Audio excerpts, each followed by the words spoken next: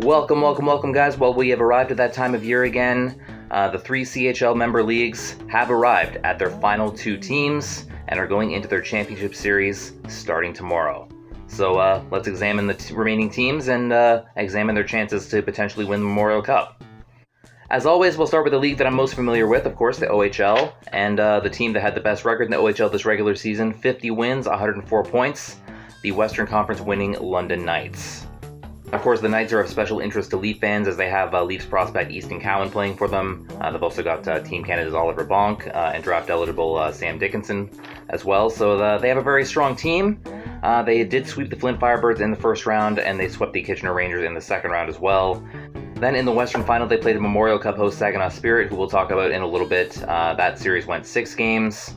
And the London Knights, of course, won that series as well to move on to the finals. So it's been a pretty smooth road. Saginaw was a bit of a tougher team for them to play, but of course the Knights didn't have a whole lot of trouble. Their one big weakness really in the playoffs has been discipline. They've been hurt by some penalties, they've been hurt by some suspensions, but nonetheless they have prevailed and they have made it to the finals.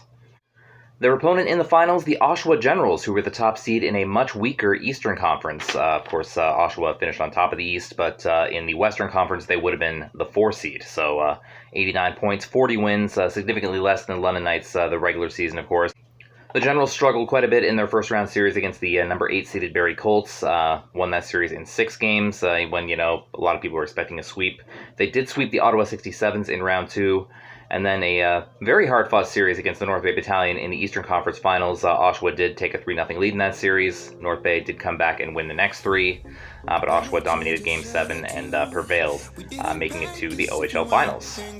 So what is my prediction going into the OHL Championship Series? Despite the Knights being a little bit shorthanded by some suspensions going into this final series, and the Oshawa Generals having a great goalie in Jacob Oster, who has won them a couple of games, and I think will win them a couple of games in the OHL Finals, I think London's overall roster is just a little bit too much for the Oshawa Generals, and I do see the London Knights taking this series in 6 games. Moving on to the Quebec League now, admittedly I haven't paid as much attention to the Quebec League as I have to other leagues, but the Quebec League does have the team that had the best regular season record and, to this point, the best playoff record in the CHL, and that is the Baie-Comeau Drakkar. Baie-Comeau finished on top of the Quebec League's Eastern Conference with 53 wins and 109 points, and pretty much breezed through the playoffs. A sweep of the Charlottetown Islanders in the first round, then they played the Acadie Bathurst Teton in the second round, swept them as well. Then they met the Cape Breton Eagles in round 3, and keep in mind the Quebec League does not automatically match the 2 Eastern Conference teams and the 2 Western Conference teams against each other in the Final 4. It is a complete 1-4 reseed when they get to that point, but nonetheless, they are both Eastern Conference teams, and the other series are both Western Conference teams, so that's just how it ended out. But I'm rambling there. Cape Breton was probably their most challenging opponent so far, but they still beat Cape Breton in 5 games. They're still the only playoff team left standing that has only 1 loss. So that is how Baie-Comeau made it to their finals. Meeting Baie-Comeau in the finals is the Western Conference leading Drummondville Voltigeurs. 48 wins, 102 points in the regular season. Very good season for them as well. They swept the St. John Sea Dogs in the first round, meeting the Sherbrooke Phoenix in round 2. They won that series in 6 games. And then in round 3, they went on to play the Victoriaville Tigres, won the first 3 games against them. Victoriaville did win game 4, but Drummondville able to complete the gentleman's sweep on the way to the Quebec League Finals. So what do I think about this series? It is hard to bet against the team that had the best record in the CHL, obviously. I think Drummondville is going to be their toughest opponent yet. Cape Breton does not hold a candle to Drummondville whatsoever. It's always fun when a couple of teams with 100-plus regular season points meet in the finals, so it always makes for a good series. I do think Baie-Comeau is just that little tiny bit better, though, and I don't know. Drummondville will probably win a game or 2, but it's hard to say. My prediction is that Baie-Comeau takes this in 5 games. I think Baie-Comeau is just a little bit too strong. Drummondville, I don't want to disrespect them at all, because, they had a great regular season, too, but I think that's how it turns out. So my prediction is Baie-Comeau in 5 games. So far, every team I've talked about that has made their league final has been a number 1 seed. But in the Western Hockey League, both number 1 seeds went out in the conference finals. So got a couple of wild cards here. Starting with, in the Western Conference, the Portland Winterhawks. Still a very good regular season for the Winterhawks. 101 points, 48 wins. They were the number 2 seed in the Western Conference. They met the Victoria Royals in round 1, swept them. Then in round 2, they met fellow American team, the Everett Silvertips, swept them. And then they went on to face the number 1 seed in the Western Conference, the Prince George Cougars. They only finished a point behind the Prince George Cougars, so it was a pretty even matchup. And as it turns out, the 2-3-2 matchup caused by the distance between the two teams very heavily favored the Portland Winterhawks. They had that 3-4-5 in Portland, and Prince George kind of struggled to overcome home ice in those 3 games. They did win Game 5 to extend the series back to Prince George, but Portland ended up winning Game 6 on the road, and they ended up prevailing against the top team in the West. So that is how Portland made it to the finals. So we have a 2 seed making it to the finals in the West. We have a 3 seed making it to the finals in the East in the Western Hockey League, and that is the Moose Jaw Warriors. 44 wins, 91 points for the Moose Jaw Warriors this season in the regular season. They faced the Brandon Wheat Kings and Pretty Things in round 1, swept them, moved on to face the Swift Current Broncos in round 2, won that series in 5 games, and then just like Portland in the Western Conference, they got to face the number 1 seed in the Eastern Conference, being the Saskatoon Blades. With the Saskatoon Blades having 2 Leaf draft picks, Brandon Lazowski and Fraser Minton, I kind of was on the Saskatoon Blades bandwagon for this series.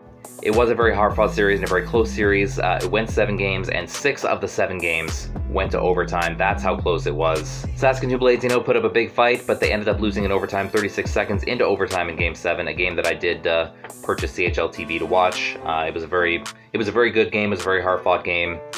Moose Jaw and Saskatoon trading goals. Moose Jaw got 1, then Saskatoon got 1. Again, Moose Jaw got 1, then Saskatoon got 1 with about 3 minutes left in regulation. Got to overtime, and then Moose Jaw got the winner just 36 seconds in. I was kind of rooting for Saskatoon to win, but Moose Jaw has a very dynamic team as well, and I'm not surprised at all. So that was Moose Jaw's path to the final. So how do I think this series is going to go? Well, this is the 1 series, and these are the only 2 teams left in the championship series that are not 1 seeds. They've kind of gotten where they are right now by beating some stronger teams, and I kind of think that will follow the same pattern kind of things. Moose Jaw did not have the best regular season in the CHL. They got some dynamic players, though. They got like Jagger Furcus, they got Denton Matejchuk, and I think those guys can steal you a few games. And just like, I mentioned the Western Conference series where Portland took advantage of being at home for the middle 3 games.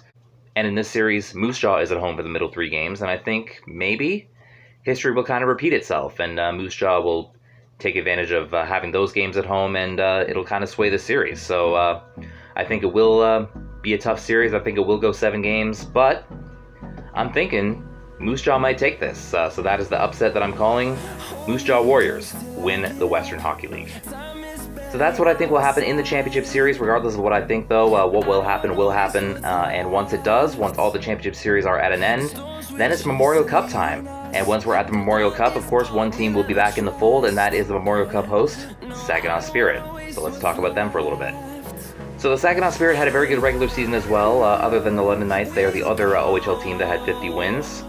They had 2 less points than the London Knights, though, and were the number 2 seed in the Western Conference.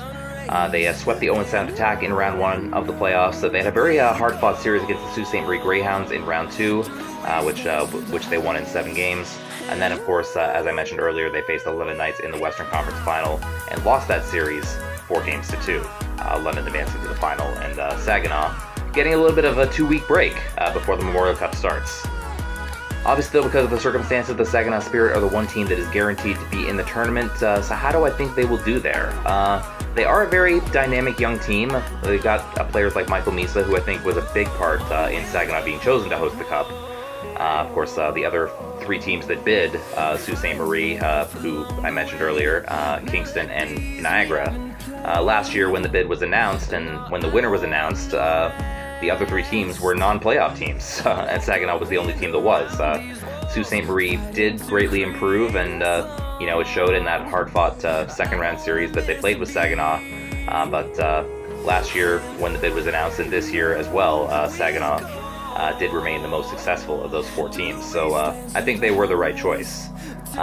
They did kind of get off to a slow start. They had some weaknesses early on, but they did kind of load up. They got players like Owen Beck, and did end up having a really good regular season. So, of course, in that Western Conference against London, they kind of showed some weaknesses a little bit, but they are a dynamic team. They are capable of winning some games, and I think they could have some success. So those are my takes on the CHL Championships and the Memorial Cup. If you want to watch any of those games, the Championship games and the Memorial Cup games, they are all on TSN. check your listings. I believe both the O and the Q series start tomorrow, Thursday the 9th, and the Western Hockey League series starts Friday the 10th. And yeah, once all the championship series are done, the Memorial Cup begins from Dow Event Center in Saginaw, Michigan on Friday, May 24th, with the cup being awarded on Sunday, June 2nd. So that's what's going on. Thank you guys for tuning into the video. Don't forget to like, comment, subscribe, all that fun stuff. Check out my movie TV reaction channel, Jordan's Vision. And once again, I end by asking the OHL and CHL please allow the fair use of your professional and amateur footage. Help the small media so they can help you. Until next time, you can find me behind the bench and only the bench. This is Jordan signing off. Have a great one, guys. Thank you for watching. Take care. Bye-bye.